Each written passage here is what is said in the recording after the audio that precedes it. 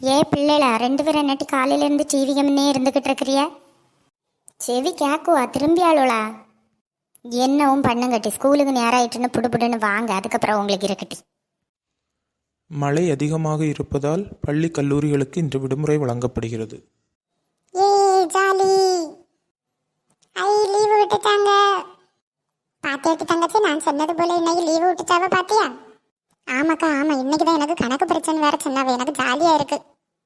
ஏட்டி ஏன் பட்டி 2 பேரும் சவுண்டு போடுறியா? இன்னைக்கு ஸ்கூலுக்கு போவே இல்லையாட்டி?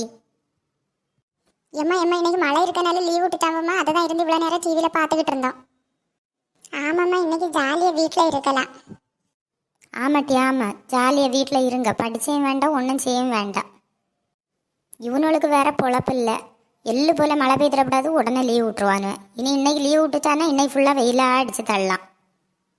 இன்னைக்கு வீட்டை 2 ஆக்கி போடுவாளுவ. ஏக்கா ஏன்க்கா அம்மா கோவப்பட்டுட்டு போறா? நம்மளை பார்த்து பயந்துட்டு தங்கச்சி.